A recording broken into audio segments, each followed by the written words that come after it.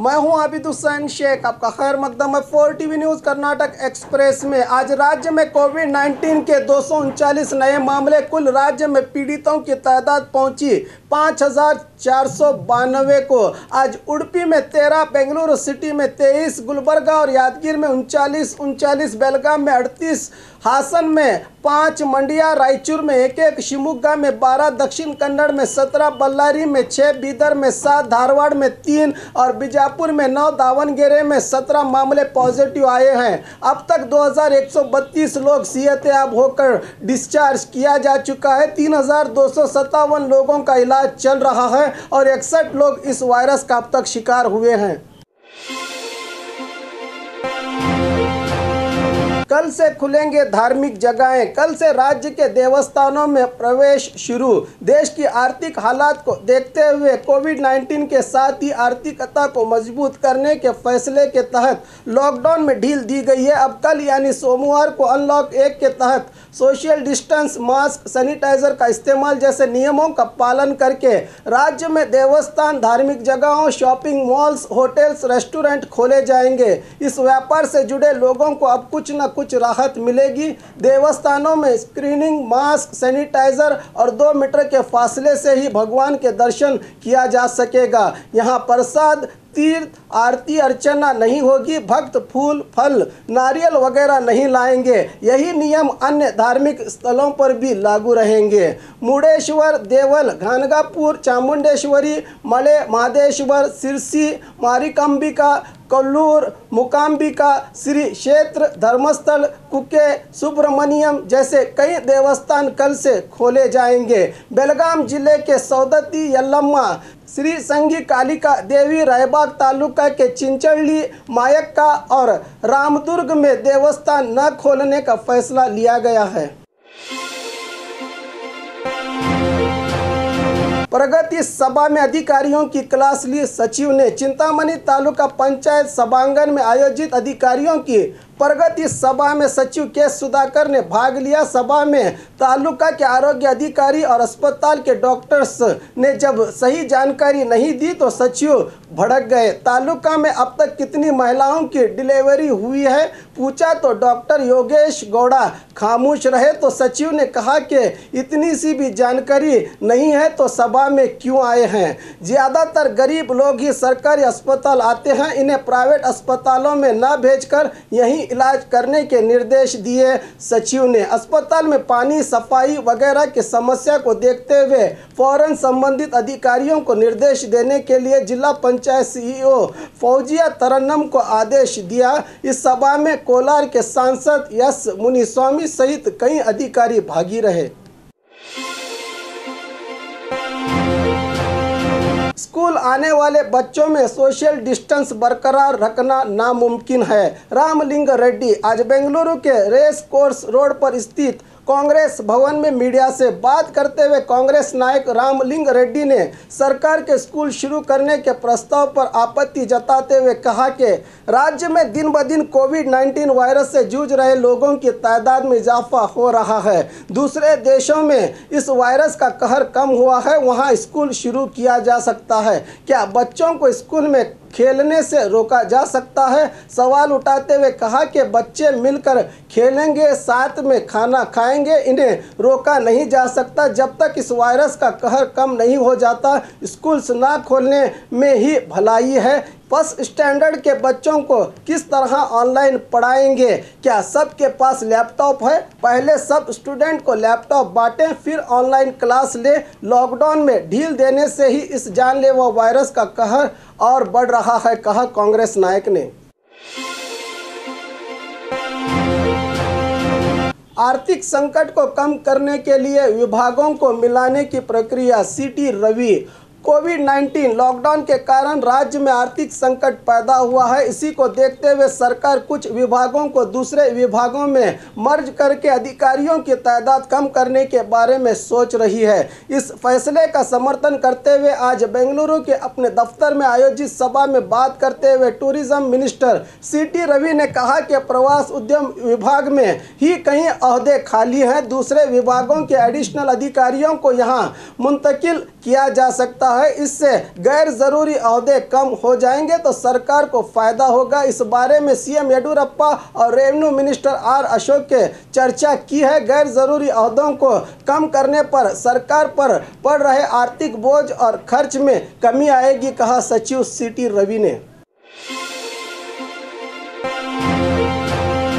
कल से लॉकडाउन में होगी और ढील, सरकार के नियमों का पालन करें, डीके शिव कुमार। आज बेंगलुरु के रेस कोर्स रोड पर स्थित कांग्रेस भवन में बात करते हुए केपीसीसी अध्यक्ष डीके शिव कुमार ने कहा कि कल से होटल्स, मॉल्स और धार्मिक केंद्र खुलने वाले हैं। जनता को और भी ज्यादा सतर्क होकर सरकार के नियमों का पालन करना चाहिए। 14 जून को मेरे पद ग्रहण कार्यक्रम के लिए सरकार से अनुमति मांगी गई है। अगर मिलेगी तो बड़ी सादगी से कार्यक्रम किया जाएगा। इस कार्यक्रम में सिर्फ 100 से 150 लोग होंगे। भागी ग्रामीण कार्यकर्ताओं से मांग की गई है कि वो इस कार्यक्रम में न आए। इसी तरह मल्लिकार्जुन खड़गे का नाम पत्र देने भी कोई नहीं आएगा। हम कुछ लोग ही इसमें भागी रहेंगे, कहा डीके शिव कुमार ने।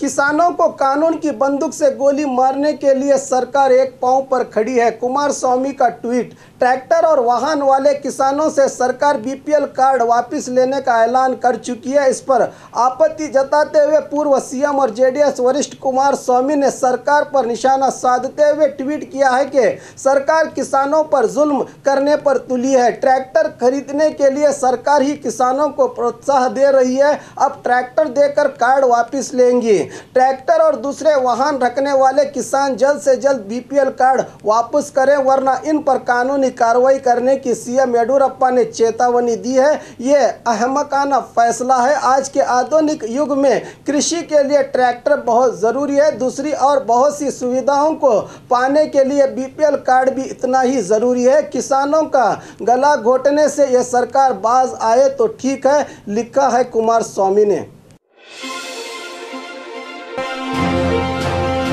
शिक्षा सचिव की सभा में शॉर्ट सर्किट, एसएसएलसी एग्जाम को लेकर की जा रही तैयारी को देखने और सलाह देने के लिए आज शिक्षा मंत्री सुरेश कुमार गुलबर्गा पहुंचे हैं। जिला पंचायत सभांगण में सभा का आयोजन किया गया। सभा शुरू हुई कि अचानक से एसी में आग लगने की घटना घटी तो अधिकारियों ने फौरन ही इसको स्विच ऑफ करके मजीद खतरे को टाला।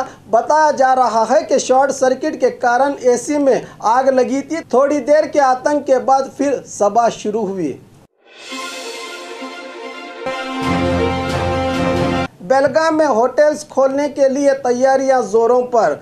पिछले मार्च 23 से कोविड-19 के कारण राज्य के सभी होटल्स बंद थे। अब सरकार की नई मार्गसूची के अनुसार कल से होटल्स खोले जाएंगे, जिसके मद्देनज़र बेलगाम के पोर्ट रोड पर स्थित मैजेस्टिक होटल में काफ़ी सरगर्मी दिखाई दे रही है। यहाँ के सिब्बंदी कल से होटल खोलने की तैयारी में जुटे हैं। सोशल डिस्टेंस का ख्याल करते हुए हर टेबल के अतराफ 4 गिलासेस लगाए हैं। सामने बैठने पर भी एक दूसरे की सांस एक दूसरे तक नहीं पहुंचेगी। सभी सिब्बंदियों ने हाथों में ग्लोव्स और चेहरे पर मास्क लगाया है। बिना मास्क के होटल में आने वालों पर प्रवेश पर पाबंदी लगाई जाएगी। आने वाले सभी ग्राहकों को सैनिटाइजर से स्वागत किया जाएगा, कह रहे हैं होटल के मालिक किरण शेट्टी। सिद्धरामैया अच्छे लीडर हैं, डीके शिव कुमार को वक्त आने पर जवाब दूंगा, रमेश जारकीहोली। कुछ मेंटल लोग कुछ न कुछ कहते रहते हैं। डीके शिव कुमार के इस बयान पर प्रतिक्रिया देते हुए जल संसाधन मंत्री रमेश जारकीहोली ने आज बेलगाम के अपने दफ्तर में मीडिया से कहा कि सिद्धरामैया अच्छे लीडर हैं। वो दूसरे पक्ष में रहें भी तो उनकी मैं काफ़ी इज्जत करता हूँ। जहाँ तक डीके शिव कुमार का सवाल है, मैं बार बार बयान नहीं दूंगा क्योंकि हमारा राष्ट्रीय पक्ष है। वरिष्ठों से पूछकर बयान देना पड़ता है। इस वक्त डीके शिव कुमार को देखें तो ऐसा लगता है कि वो काफ़ी मायूस हो चुके हैं। इनको मैं सही वक्त पर जवाब दूंगा। सिद्धरामैया के बयानों पर कोई भी प्रतिक्रिया नहीं दूंगा, कहा मंत्री जारकीहोली ने।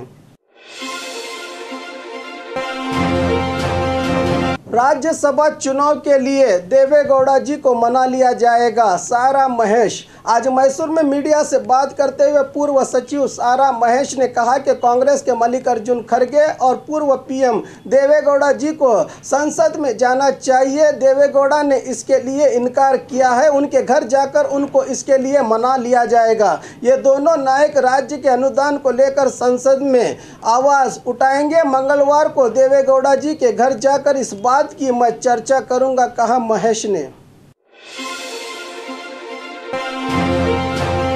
स्पोर्ट्स एकेडमिक्स को सरकार के पैकेज का इंतजार। कोविड-19 लॉकडाउन के बाद पिछले 2.5 महीने से बंद स्पोर्ट्स एकेडमिक्स को खोलने की सरकार ने अनुमति दी है, मगर कोविड-19 के कारण कोई भी यहां प्रैक्टिस के लिए नहीं आ रहा। हमेशा क्रिकेट प्रैक्टिस करने वाले स्टूडेंट से भरा रहने वाला हुबली का दुर्गा स्पोर्ट्स एकेडमी सूना सूना पड़ा है, जिससे मालिक आर्थिक संकट में फंस गए हैं। इसी को देखते हुए यहां के मैनेजमेंट ने सरकार से आग्रह किया है कि इनके लिए पैकेज की घोषणा की जाए।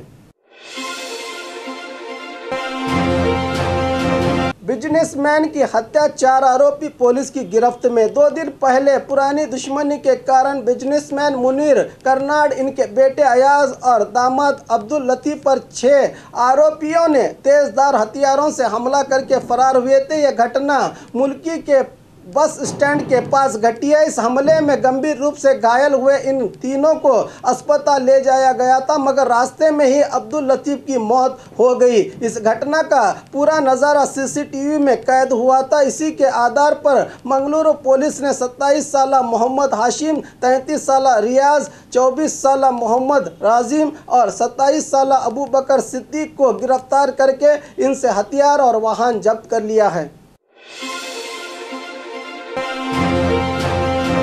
सरकार की साधनाओं का प्रचार, शिवमोगा में बांटे गए पम्पलेट्स। पीएम नरेंद्र मोदी के नेतृत्व में केंद्र सरकार ने दूसरी बार अब तक 1 साल का अरसा पूरा किया है। इसी के तहत शिवमोगा में ग्रामीण अभिवृद्धि सचिव के.एस. ईश्वरप्पा के नेतृत्व में सरकार की साधनाओं का प्रचार करते हुए जनता में हैंडबिल बांटे गए। इस मौके पर बोलते हुए सचिव ने कहा कि देश का नेता कौन पूछने पर लोग मोदी जी का नाम ले रहे हैं। हर वर्ग के लोग मोदी जी की प्रशंसा कर रहे हैं। इसी को देखते हुए घर घर जाकर हम केंद्र सरकार की साधना को जनता तक पहुंचा रहे हैं। आने वाले दिनों में मोदी जी के नेतृत्व में हमारा देश विश्व का सबसे बड़ा राष्ट्र बनेगा, कहा सचिव ईश्वरप्पा ने।